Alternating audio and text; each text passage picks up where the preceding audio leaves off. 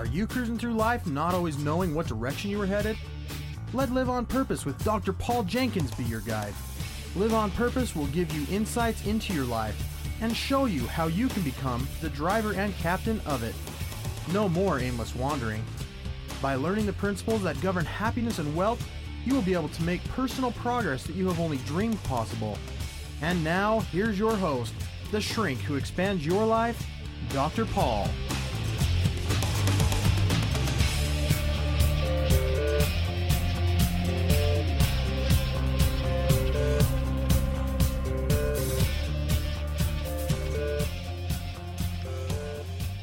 Hi, everybody. Welcome back to Live on Purpose Radio. Glad to have you with us again. Glad that so many have joined our little family here and you've spread the news about this show. It's been growing. We're getting quite a few new people signing on every week, and that's just really exciting to me. And I hope that this is creating some value for you. We have fun here every week at Live on Purpose Radio as we try to bring you some ideas and concepts and principles that'll help you to take control of your life and live more on purpose, because that's going to be a great thing if you can do that. Again, today, here on Live on Purpose Radio, we have a fantastic guest. You have heard from her before. This is Summer Morris. She is a coach with Creation Tree Coaching. She has a number of specialties, some of which we're going to be talking about today. But Summer, I want to welcome you back to Live on Purpose Radio. Thank you so much. I'm glad to be back. I thoroughly enjoy my time here. Thank you. We've had a lot of fun, haven't we? Yeah, absolutely. And we've been learning a lot, too. Yeah. And Summer, you've kind of latched onto some interesting things lately that I really want to share with our listeners today. And as you and I were talking about doing another show together, one of the things that you have caught on to, well, there's two things I want to mention right here up front. Okay. And one of those things is some specialty work that you've been doing to help families and couples who are dealing with issues related to infertility. Right. In fact, you have a wonderful blog about this. It's called Infertelligence. That is so clever. I know. Infertelligence. That's INFERTELLIGENCE. Infertelligence.wordpress.com. Right. That's where they can find your blog. And you can link to it through my blogs, too, if you're familiar with mine. But Summer, you've been doing some wonderful things to help families who are dealing with those particular issues related to infertility and difficulties in starting a family. Right. We have, currently I have a group that I held once a month. It's usually on the last Wednesday or Thursday of the month. And we hold that at American Fork Library. And anyone who is interested in that can go to my blog site, and the information will be up there, but also contact me through a different email address, which is summeramorris@yahoo.com or summer@creationtreecoaching.com. And I will be happy to answer any questions that they have for me there. It's a wonderful fantastic group and a fun opportunity to get couples together and just talking about some things most people don't talk about with them. So it's really fun. And it seems like it's really been valuable for people that have joined us. Now, Summer, a little bit of background about you. I've known you for a number of years, and you and I worked together in a mental health clinic called Preferred Family Clinic for a number of years. Right. And you have gone through a training process and through some educational experiences to obtain a master's degree and a license as a professional counselor. I want people to know about that because your credentials are very deep and meaningful, and you have some fantastic experience in helping people with a number of different aspects of their life. And I have personally heard feedback from clients or from families that you have worked with that they love you.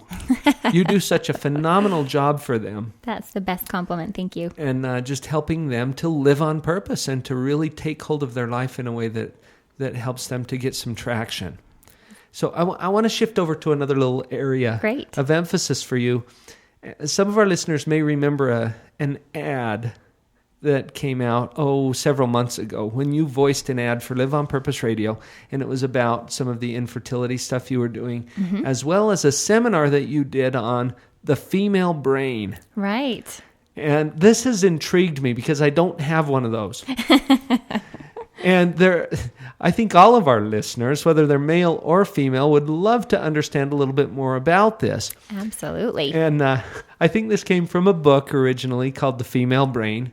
Right. By Dr. Luann Brizendine. Brizendine. Yes. I'm sorry, Luann. Dr. Brizendine, who is a neurological biologist. Is that correct? Yep, she is. She has done a lot of work at Harvard University and Yale, and also at UC Berkeley. She currently is the founder of the Women's Mood and Hormone Clinic in San Francisco. Oh, fantastic.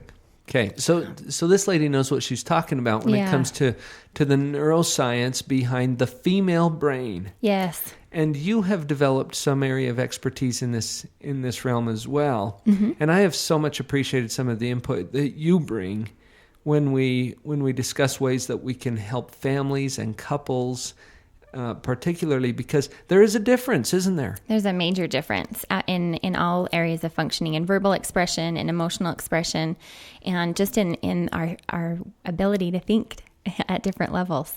So we may be stirring up some things here, Summer, if we get into this topic, because, there's a lot of the politically correct community out there that wants to advocate for equality. Mm-hmm. Now, and don't get me wrong, I'm not saying that we should discriminate against any group based on religion or sex or whatever. Mm-hmm. But there are some very distinct differences between men and women. And folks, if you haven't noticed this already, open your eyes. Look around. And pay attention. There are some very meaningful and important differences between men and women. Right. And this extends to their brain. Obviously, the ones that are most obvious are the bodily differences that we notice between men and women, and the physical differences in the appearance, but in the way that they think and in the way that their emotions run. Mm-hmm. And all of the things about the brain's functioning, there are some important differences. Right, absolutely. So give us just a little overview of that. What excited you about this book and this concept that kind of inspired you to go forward and to do some additional work in this area? When I had heard about this book, I honestly could not put it down. I think I read the entire book in a couple of days, given the fact that I was working full-time on those days too, but I could not put it down, and I took notes just constantly. I think for me as a woman, it helped me kind of connect at a higher level of understanding about the role of hormones and their effect on actual reality and the emotional gender differences that we have, and especially what I thought was really intriguing and what this book has allowed me to do is kind of understand my relationships with other women and the interactions that I have with other women, and which has benefited me on a professional level as well, so that when women come in and either it's moms and daughters or they're people are having difficulties at work with different relationships, it's really helped me kind of hone in on some areas of help for them, just kind of basically knowing the understanding on a neurological level. And honestly, this is one of the most exciting books that I've ever read. I think after reading it, I really want to compliment every woman who made it to adulthood successfully. It's really a battle to get there, to be honest, but it's wonderful. Well, I would like to give you an opportunity then to introduce this topic to us. Okay. Now, as you were starting to talk about it, there's a lot of words coming out here that sound like these very, clinical kinds of terms and things that are coming up. But you found this very accessible information too, and I know that as you share it with people, you're able to convey it in a way that makes some sense to them. Right. And that's why I'm so excited to have you explain this to us a little bit. Thank you. You started talking about differences in hormones, for example, and some of the neurology that's going on in the female brain. Give us, I don't know if I want the Reader's Digest version or if I want the Sesame Street version. Or, somewhere in You've the already middle. thought this through, Summer. Help us to understand where we're starting here. Absolutely. Well, and Paul, I think you made a great point earlier, which is a lot of the time we do offer or we do see the gender differences on an emotional level where we stereotype, men are this way, women are this way. But again, after reading this book, it sounds kind of funny to talk about the effect of hormones and what the effect they have on our reality. But I do think it's so important to understand that, because as women, our hormones in our body are constantly changing. They are rapid fire moving all the time, and there's no pattern. There's no way of kind of calculating out, where that person will be at the time. And it really is just so intriguing to me. So one of the most important things that I think, again, this may sound, very hormonal based, but I want you to understand the differences of what these hormones play on us. And so the most important thing I can say is that there is more than the big three hormones of progesterone, estrogen, and testosterone. There's more than that play a factor in how we are and the effects that these have. For example, estrogen's kind of like the mother of all hormones. It acts kind of as a friendly companion to other pleasure-seeking hormones like oxytocin, which is the bonding chemical. So anytime we feel close with someone, that's the chemical that's being released. And so, knowing how important that is and where you're at in that moment, that's when women are very friendly and very open. And there's another chemical that is kind of a sassy chemical that Dr. Brizendine talks about. And I think of that as really interesting, because when we think of that, how girls or women are interacting and they're kind of sassy, then that kind of gives us an idea of where they're at too and what hormones are playing a part. There's also the assertive, kind of strong and powerful testosterone that plays a part, and also progesterone, which is our calming factor. So everyone loves that. And the reason, again, that I know that's very, neuro oriented, but I love to know, how these are affecting our reality, because truly, because of these hormones that play a factor, it really impacts and shapes a woman's values and her beliefs and where her focus is that day. And this is a very chemically based experience. Absolutely. That's a very common thing too. So as we begin to understand this, maybe it can give us some insights into what we can do if we want to take it a certain direction, or at least to understand what kind of an experience we're having. Right. I think for, one of the things on the commercial that I did a while ago that I said was this book and this information I think is almost more helpful for men, or maybe more, but just as helpful for men and that it is for women. It's truly an interesting topic, that's for sure. One that I love. Regardless of what gender you are. Yes. Well, great. Maybe we can start to understand a little bit more about how this information can make a difference for us as we come back from this first break. Great.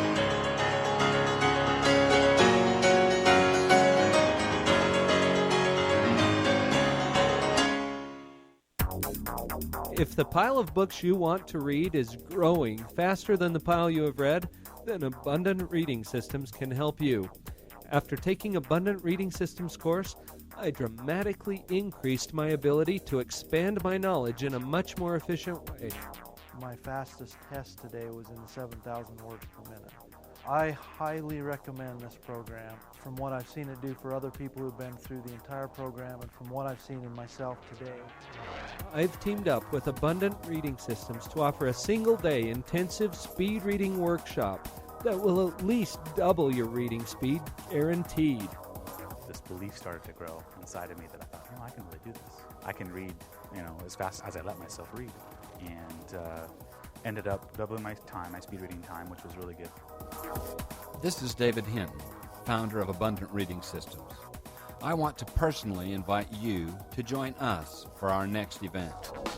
Visit AbundantReadingSystems.com now. Abundant Reading Systems. Reading at the speed of imagination. This is Kirk Weasler to tell you about MoreBetterBooks.com. MoreBetterBooks.com is where you can find more better books for a more better life. Not only that, let me tell you about some of the very fun and cool select titles on MoreBetterBooks.com. You'll want to get a copy of The Dog Poop Initiative. This best-smelling book could change your life forever. It certainly changed the lives of thousands of Boeing employees, as well as school teachers, parents, leaders across the United States and in Israel and in Germany. And you can get your own copy at morebetterbooks.com. Whoa, that's not all. What about The Cookie Thief? This classic tale told in a rhyming format, fully illustrated with very fun hidden messages. Pick up a copy now today on morebetterbooks.com. Other great titles there: Finding Your Pathway to Mastery, Beyond Illusions, Make It Great. These titles are only available on morebetterbooks.com. Go to morebetterbooks.com today and begin to have a more better life and live that life on purpose. And when you laugh, be sure to laugh out loud, 'cause it will carry all your cares away. And when you see the beauty all around and in yourself. You know, Summer, I think sometimes people have a tendency to stereotype. And that's one of the risks that we run up against when we do a show like this, because we're talking about some of the tendencies or typical or stereotypical characteristics of, in this case, the female brain as compared to the male brain. Right? We could just talk about the human brain. And there's a lot of characteristics that we could describe as being common to the human brain, whether it's male or female, adult or child. But what you're saying, and what I think Dr.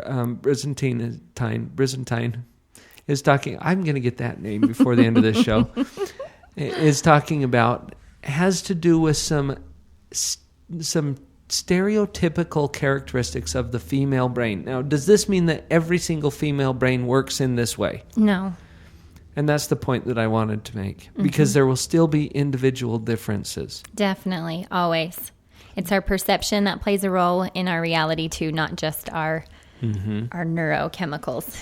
Now, one thing that I've known as a psychologist is that women in general tend to be more focused on things like relationship and emotion and sort of an integrated view of their life. In fact, I don't know if you were going to get to this part or not, but when I did my neuroanatomy class as part of my doctoral program, they talked about some of the structural differences in the female brain versus the male brain. And one of the things that they pointed out, there's a structure in there called the corpus callosum. And this is a huge bundle of nerve fibers that actually kind of connects the right hemisphere and the left hemisphere of the brain. And it's typically and on the average larger in women than it is in men, suggesting perhaps that they have a higher capacity for integrating information. And so for women, they'll look at things in a much more integrated way. Excuse me. Whereas men tend to be more compartmentalized or more task-oriented or more kind of objective-driven. Right, solution-focused. Or solution-focused. That's a good way to put it as well. Is this another thing that you've found as you have done some research about this as well, that tends to play out because of the way that the brain is designed for women? Yeah, I do. I think that it plays into a lot of different roles, and as growing up, even from small children, you can recognize the difference between emotion, between, boys and girls at all levels. There's a statistic out there that, between 11 and 13% of, there is 11 to 13% more neurons, in a woman's brain than a man's, and this is why they found that is because it is for specific areas of language and hearing, and they can tell a difference even in some early in utero examinations that they've been able to do, that these language and hearing parts of a female brain is detectable even at 6 weeks of in utero. The differences, there's a huge shift of what's important to girls and what is at the time of their processing and the importance of a growing boy. And it doesn't mean that, again, this is a stereotypical kind of answer, but it doesn't mean that that's not important. It just is understanding these differences, these key differences, means that we are neurologically different at expressing emotion as well as remembering details for specific emotional events. And I think, a to-do, as we're kind of talking about, what do we do with that information then, is to recognize, that as women, that our spouses or the men that we're around are not being insensitive on purpose. That the things that they, don't remember, if they are thinking that your birthday isn't as big of a deal as you might think it is, it's not that they're not being sensitive. They're being absolutely sensitive to what you're doing, but it's just at a different level. And I think as a woman, you have to kind of understand that, so that you really can kind of hone in on different emotional events and different emotional experiences. So because of the way that the brain is designed, they're actually placing a different level of importance or a different interpretation on an event. Yeah.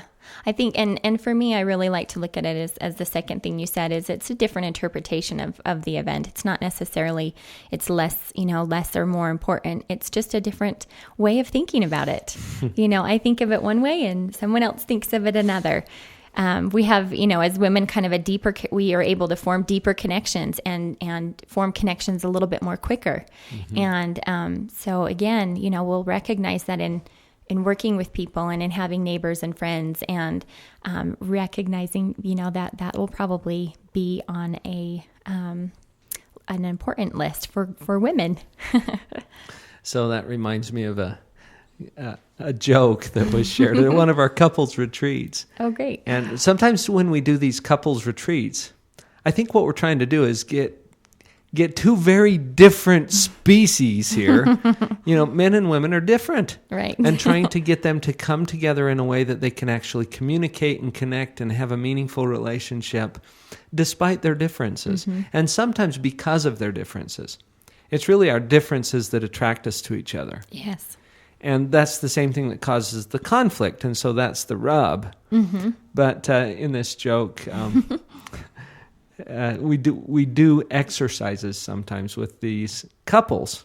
And it's just, we'll have them think about certain things or write down certain things. And so in this particular exercise, the couples are being asked to think about certain things that are important to their spouse. And so on the particular question that was asked, the facilitator of the event said, now, husbands, I want you all to think of your wife's favorite flower.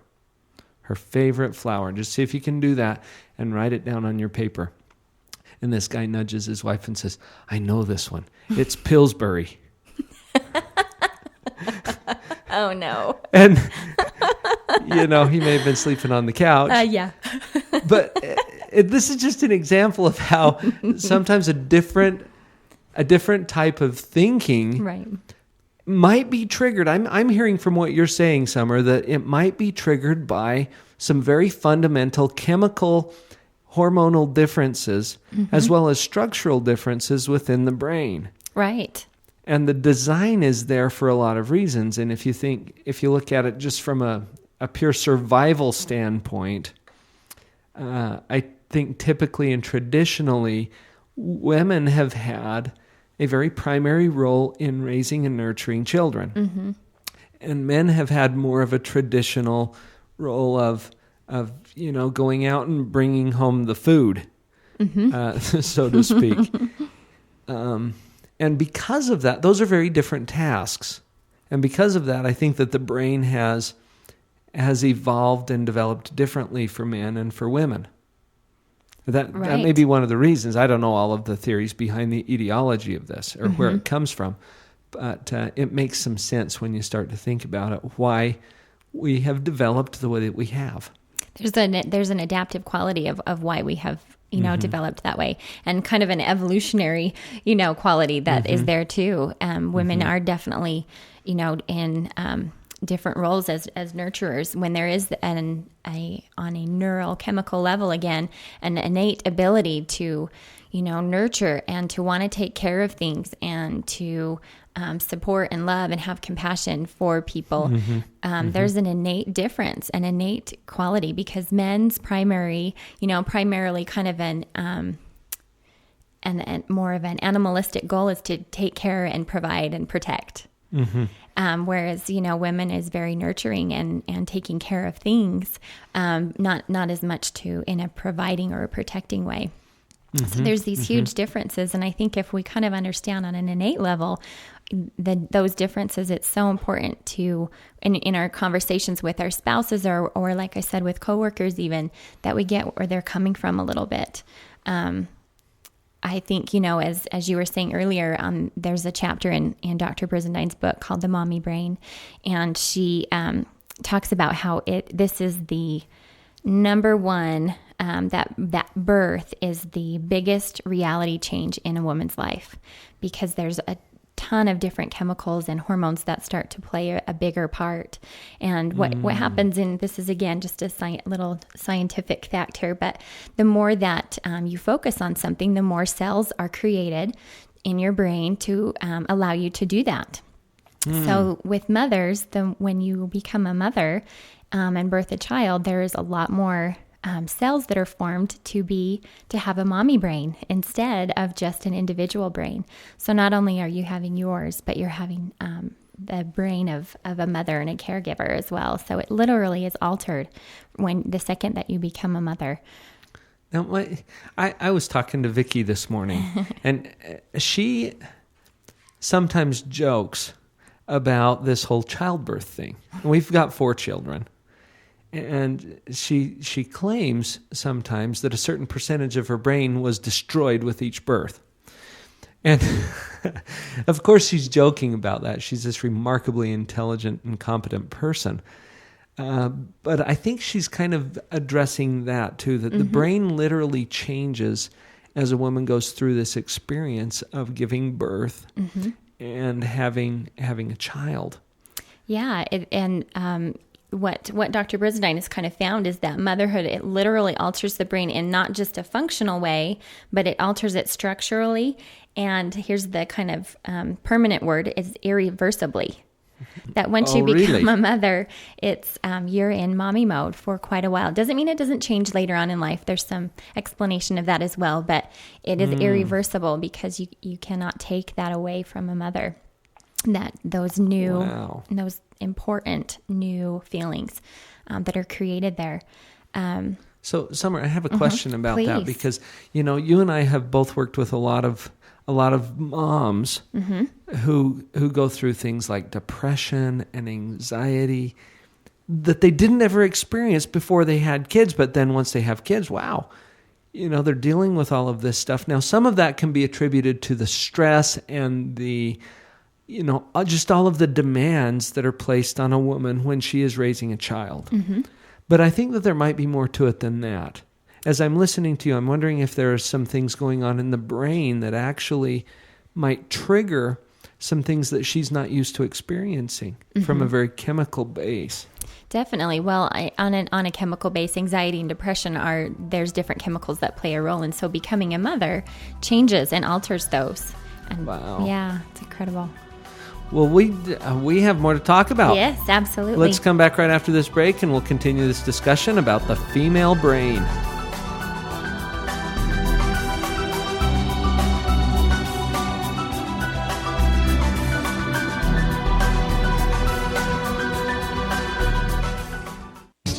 This is Dr. Paul, the shrink who expands your life. I'm so glad that you've joined me for the Live on Purpose podcast. Please visit my website, drpaul.org. There you can subscribe to my weekly e-zine, Empower. Browse the events page to get connected with what's coming up, or pick up some CDs or other great products. I also want to point you toward our sponsors, CreationTreeCoaching.com and ProducerRetreats.com. I've got a great idea. This is Shay Larson, IdeaOrbit.com, with the World of Ideas Report.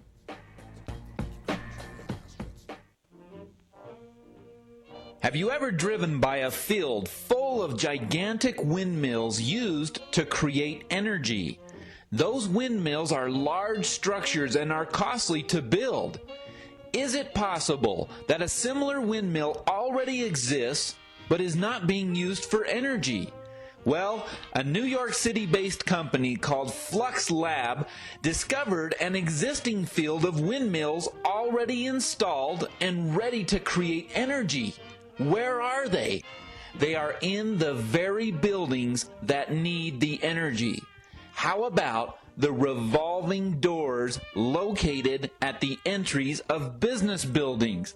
Have you ever been through one of those revolving doors and thought, that was fun? Well, now they can be more than just fun. They can be the means of providing a large amount of energy. They call it the Revolution Door. Flux Lab has created a prototype for this idea and will be presenting it next month at a large exhibition. Headed by Jennifer Broughton and Carmel Trudell, Flux Lab is on its way to turning an existing door system into usable energy. Think of those expensive windmills all set up in a field in the middle of nowhere, and then think of the thousands of revolving doors located inside each and every city. Congratulations, Flux Lab, on a revolutionary idea. This is Shay Larson, IdeaOrbit.com, with the World of Ideas Report. I've got a great idea. Wouldn't you like to know? You probably can't.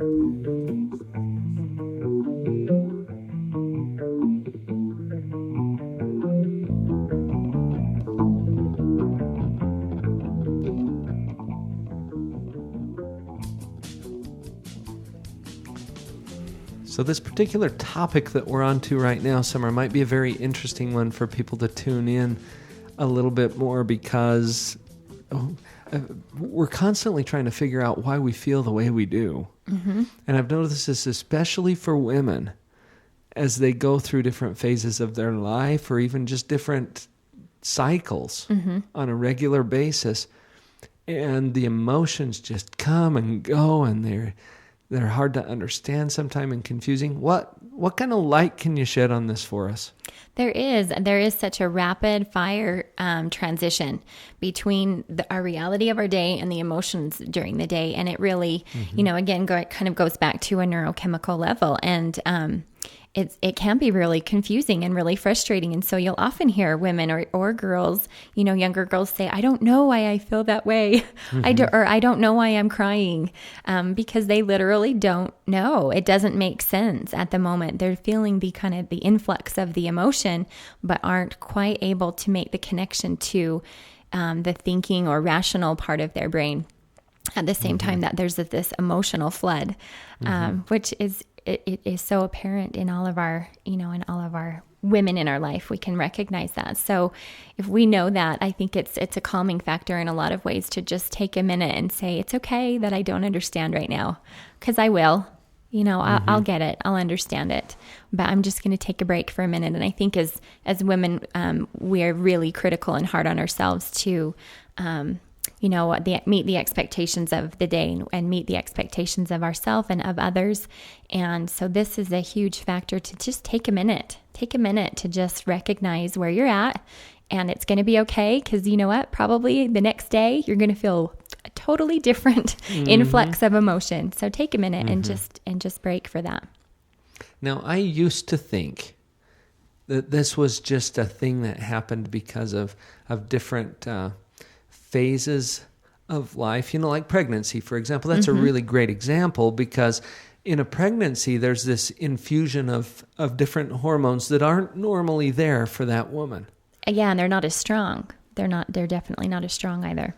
And until we've had this discussion here, and I've started to think about it a little bit more, I didn't realize that some of that is actually some brain phenomena.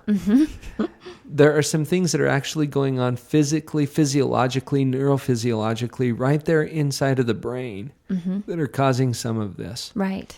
And it occurred to me also that if we really understand this, it would make a big difference if we could just not panic when these things happen. And I'm talking to men and women alike. Yes. Okay, because speaking for the men, we should have had Vicki here because she's got so many great comments about this. And anyway, Vicki's said again jokingly before, she says, "I would much rather be a woman than to be a man and have to live with a woman. I'll second that, Vicki. And I thought that was just funny. Yeah. Because, first of all, she's just wonderful to live with. Yes. But what she's saying is she's acknowledging that there are sometimes these sort of unpredictable surges or ups and downs or things that happen that are hard to explain. Mm-hmm. And I made the comment that it's going to be helpful. A helpful tool to have is don't panic. Right. Just hang on, take a deep breath, realize that this is just one of those chemical experiences that can happen for no particular reason, and don't overreact to it. Absolutely. Whether you're a man or a woman. Right, because a lot of the time, all we focus on is what we're seeing on an expressive level of emotion. We see that someone's sad, or we see someone's angry, and so we put up our, defense mechanisms to kind of say, "Oh, they're mad or they're sad. I better respond that way." When in reality, that may not actually be the correct emotion, and so because women themselves may not understand exactly why they're feeling the way that they are, it's hard to just put an emotion on to somebody else. So even if we see sadness, it's often good to ask that in a question form. For example, are you feeling upset? Are you feeling sad? More so than treat someone like they're sad without checking it out with them first, because it might not be accurate. And they might not even understand it. My husband Spencer and I have had kind of interesting experiences with that too, where we just kind of laugh sometimes because it will be different kinds of emotional experiences, and we just laugh at each other. And eventually I'll say, "You just can't understand because you don't have a female brain after reading this book. You don't understand what's going on in my head." And and he just laughs. He thinks it's funny too. So we have some good conversation about this.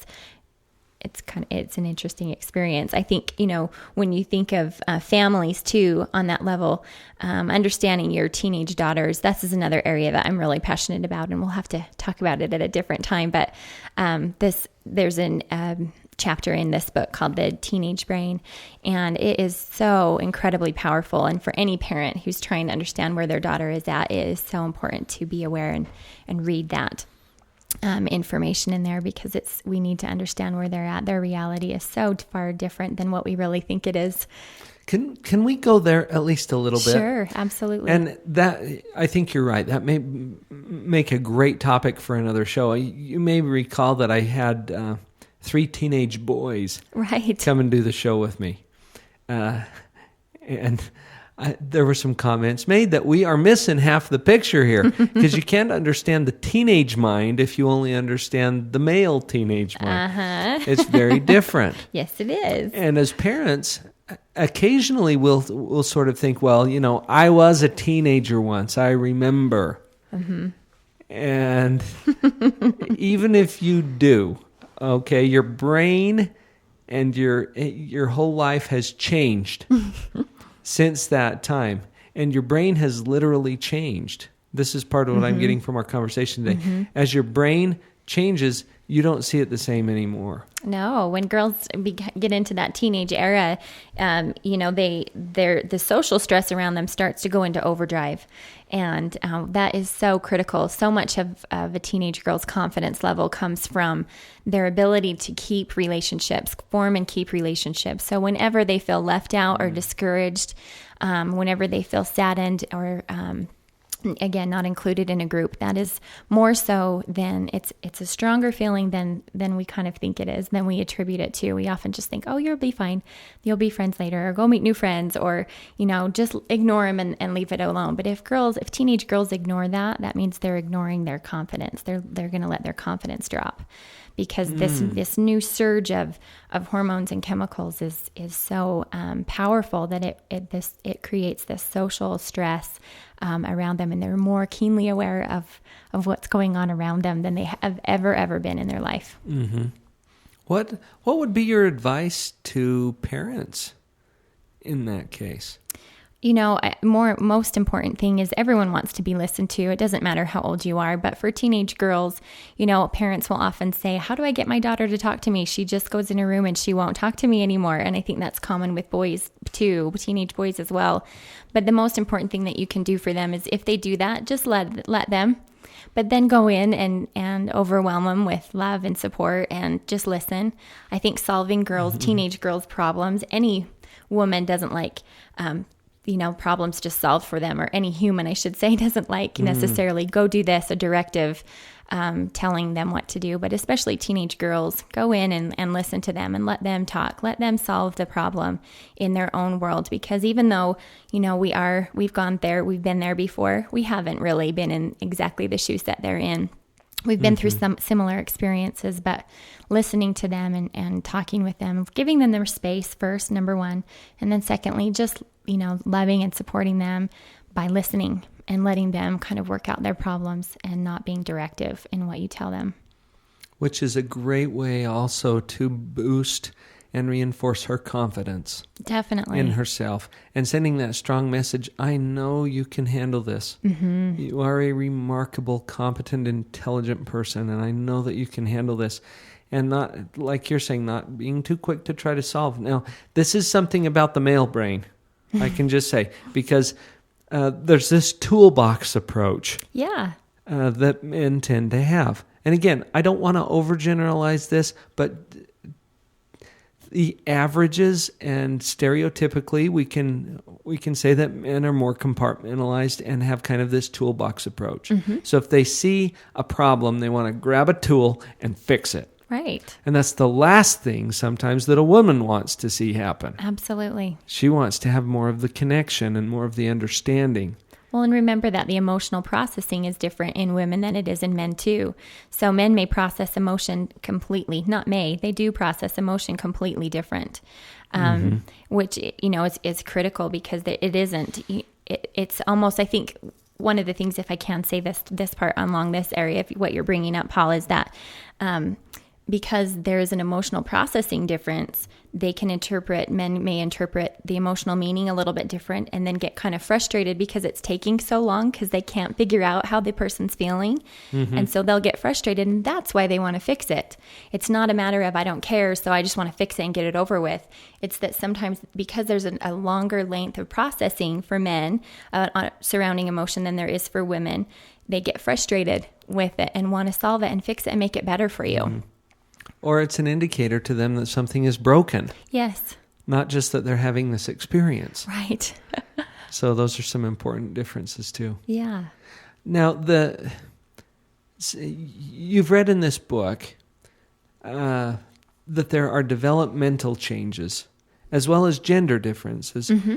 As a woman goes through her life, for example, she's going to have some different kinds of brain chemistry and even brain structures at a young age than she will as a teen versus as an adult, mm-hmm. or after she's had children, or whatever it is. Right.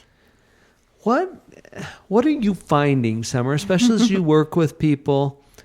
What do you think is some of the most helpful ways that people have found to apply this knowledge?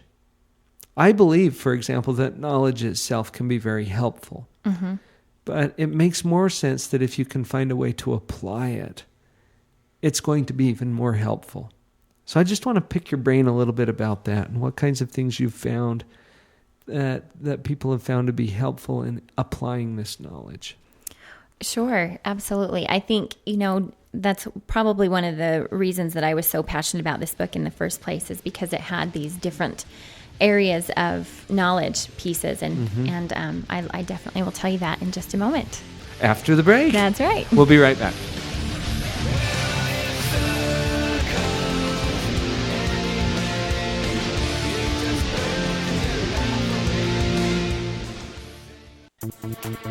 Hi, this is Jason Adams, one of the co-founders of CashflowParadigm.com. We created Cashflow Paradigm as a way to help others look at money differently. What are your beliefs about money? Is it good or bad? Many people have beliefs that limit their control over money and don't even realize it. The thing most people don't realize is that their beliefs about money greatly affect the amount of money and prosperity they have. It's all about your paradigm. Come play a fun game with us called Cashflow 101, created by best-selling author Robert Kiyosaki. Come meet new people and check your paradigm as we learn principles that govern our personal and financial lives while having fun together. Currently, we are holding monthly game nights in Provo and St. George, Utah. Go to our website at www.cashflowparadigm.com to register for upcoming events. That's www.cashflowparadigm.com.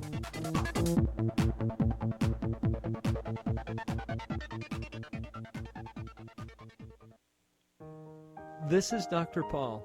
You've heard me talk about a lot of things on this show, and I've interviewed some pretty amazing guests. I love what I do, and one of the nearest things to my heart is my role as a husband and father. I've worked a lot with others who place a strong emphasis on family, and I feel this is my primary purpose, to help others save and enrich their key relationships. It's in this spirit that I invite you parents to join me for a free weekly dose of parental power. Register for this free teleconference at drpaul.org or send me an email at drpaul@creationtreecoaching.com. You will receive an email with the call-in number and access code. The calls are live every Tuesday morning from 11:30 to 12 o'clock Mountain Time. I'd love to be part of your parenting team.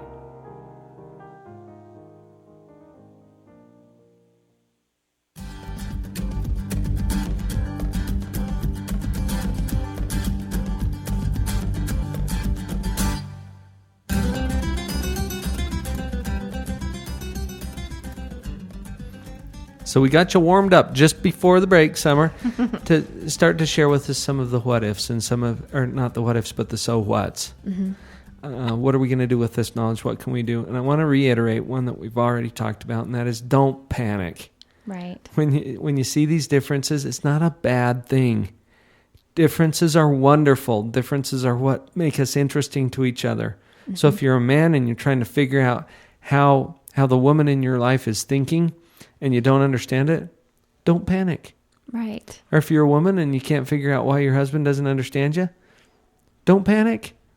You're more normal than you feel. Mm-hmm. And if you're a parent and you don't understand your kids, same thing. Yes, don't panic. Thank you. Yeah. Okay. So don't panic. You're normal. You're more normal than you feel. Yes. It will probably change again. Be aware that it will change. Probably within the next 24 hours, you'll feel something totally different. And it's such a relief to know that. I think on the hardest days that I have, I just recognize that, you know what, it's just a moment and it will be different tomorrow. So it's kind of like the weather here in Utah. Yes, it is. If you don't like the weather, wait 5 minutes. That's right. You'll get something new. A beautiful snowstorm the other day. Nice sunny weather today. So the whole discussion we're having, though, also speaks to another thing that I think is one of the so whats. Educate yourself. Mm-hmm. Find out whatever you can. Gain the knowledge about what these differences are. But I want to put a warning in here too. Don't stereotype. Yes, absolutely. There's, of all things that I really truly learned about this, and I've shared this book with so many people because of the impact that it had on me, but I definitely am not one to say, take it and then place blame, or take it and then criticize and be critical. That is absolutely not the intent of my passion for this, or I definitely know, or of Dr. Brizendines. It's an education tool. It's understanding, different things. We don't talk about stuff like this. We just talk about, emotion, sad, mad, happy, frustrated. We just talk about the simplicity of the emotion. But I think, understanding where emotion comes from and increasing your emotional intelligence is almost as important, if not more important, I believe, than any other intelligence areas, so that we can communicate more effectively with each other. And don't use it as a crutch either. No. Or as an excuse. It's one thing to understand what's going on with you so that you can experience a higher level of control about it. And it's a very different thing to say, well, I can't help it. I'm just this way because. That's one of my biggest annoyances, I guess, is allowing, behavior or the way that we respond to people to be just, that's how I am, so deal with it. And I think, no, yes, this is how you, this is might be a part of who you are, but this is not how you need to be. This isn't your behavior. It doesn't need to be the way that you think. So when I said at the very beginning of the show that it's just as important for men to read this, it's not for men to, for women to say, see, so, now and this is why I act the way that I do, so deal with it. Deal with it. Yeah, it's just a matter. I love it for men because I think that, on that deep, sensitive level that all men have of their compassion and their love for their wife, that they will be able to understand where they're at that day and better support them. And same for women, that they will understand these differences within themselves and respond maybe more appropriately and more compassionately with their spouses in return. So having that understanding and then using that information productively, not like a victim. No. Remember, there's those two basic paradigms. You're going to be a victim or you're going to be a hero. And if you choose the victim route, you're going to use this as an excuse or to blame or to stereotype other people. And that is not the intent. Right. That is not Dr. Brisendine's...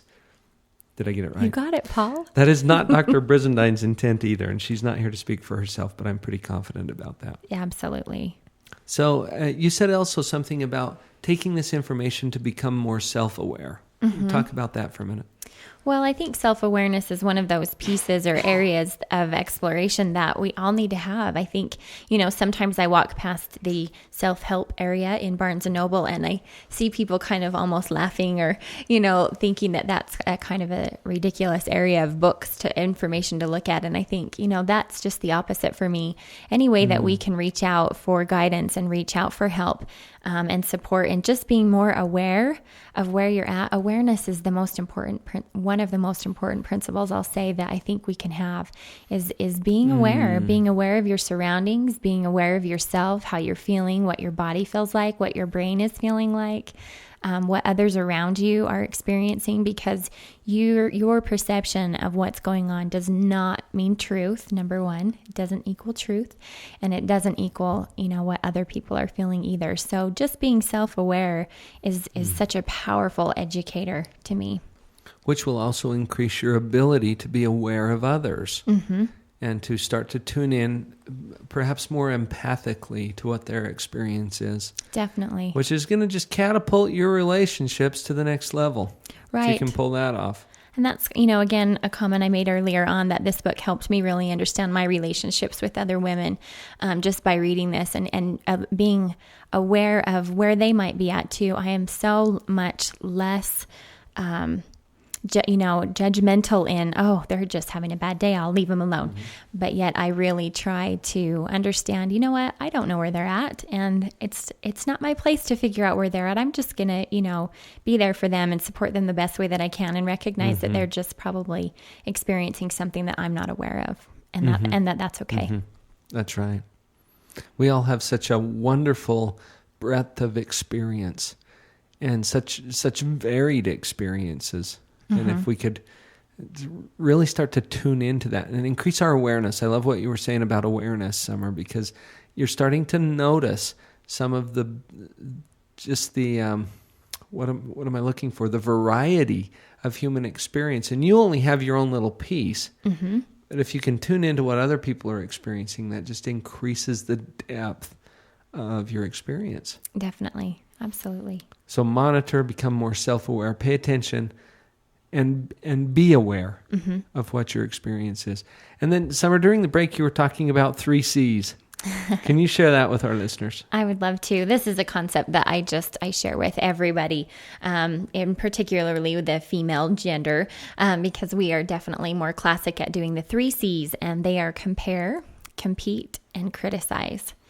And, typically, again, women are a lot more apt to do these things at all ages. It doesn't go away with teenage years. Women are very sensitive, again, because our confidence is very driven by how many people care about us and how many people are aware of us and know us and how many people like us and, that kind of area. So we are very, we compare a lot and we criticize a lot more and then we compete with each other. And if we are aware of that, that goes back to my awareness piece. If we're aware of these 3 C's, I can promise you, here's my challenge for all those that are listening. Okay. I want you to be aware and just recognize where you're at when it comes to comparing, competing, and criticizing. Recognize what you're doing that day. You'll be surprised how often you hear yourself doing those things and how often you'll hear other people doing those things. And that, to me, is the biggest, now what do I do with this information? Be aware of the 3 C's and watch and be careful about them. Recognize when they're happening around you and be in a different place. Be more supportive, be more loving and caring towards those around you, and including yourself. Because these are not external only things. These are also internal 3 C's. So definitely be aware of them. Oh, and that's a powerful point that you just made, because the comparing, the competing, the criticizing, I have found with a lot of my clients, and not just the female clients that I have, but with a lot of my clients, that becomes the more brutal battle happens internally. Absolutely. And there's people that I know who are very, very sensitive about not criticizing someone else, but then inside, wow, they're just beating themselves up like crazy. Mm-hmm. So compare, compete, criticize. Right. But you're saying don't do that. Yes. Okay. Be aware. Be on the Just thought lookout I'd for those. Clarify that. Wow. Okay, that's powerful. So quick recap. Don't panic. You're normal. Mm-hmm. Okay. Notice the differences. Start to understand the differences, but don't stereotype. Mm-hmm. And don't use it as a crutch or an Right. excuse. Right. Begin to monitor and become more self-aware. And this goes right along with the education that we're talking about and getting that knowledge, but applying it specifically to yourself and noticing, how do I feel? What patterns am I seeing for myself? And having that level of awareness, not only for yourself, but then for others around you, and particularly those who are within your key relationship circle. Right. Right. And then look out for those 3 C's: compare, compete, and criticize. Yes. Wow. This is great, Summer. I'm glad that you brought this topic to the table today. Oh, thank you. Now let's highlight that book one more time. And I've got the website right here. I was just going to pull it up. You can get to Dr. Luann Brizendine at, she has a blog and a website at luannbrizendine.com. Or you can just Google The Female Brain. This is the book that she's come out with, and it's a very popular book. It's selling well, it appears to. Yes, it is. And so you can go through her website. You can also go to liveonpurposeradio.com, and where this show is posted, you will find a little link there where you can just click right through to purchase that book if you would like to. And so that's available to you at liveonpurposeradio.com. Summer, how can people get a hold of you if they want to find out more about what you're doing, or maybe make contact with you? Probably the best. I have a couple of options in there. Okay. The phone number that is best to reach me at is 801-221-0223, and my extension there is 3113. And I said that email address earlier, which is summeramorris@yahoo.com. I also am available at summer@creationtreecoaching.com. And I have my blog site for Infertelligence. And that's infertelligence.wordpress.com. And that's a fantastic blog. I've read several of your posts there. Thank you. I think we'll put a copy of this podcast right there on the post as well. Yes. And that's a great way, by the way, to interact with people that are here on the show. If they have a blog, you can actually go to their blog site and you can post comments and have an interaction with them that way. You can also do that at liveonpurposeradio.com. So I'd encourage you, if you enjoyed this show, or if you didn't enjoy this show, or if you have any kinds of comments about it, feel free to go to liveonpurposeradio.com and click on the post to leave your comment. You can do that, and we'd love to see what you have to think. Summer, thank you again for joining me today. Thank you very much for the opportunity. Has been a pleasure as always. And I want to you. encourage all of you listeners to go out there, use this information productively, go out there and share it with other people, and live on purpose. We'll be back next time.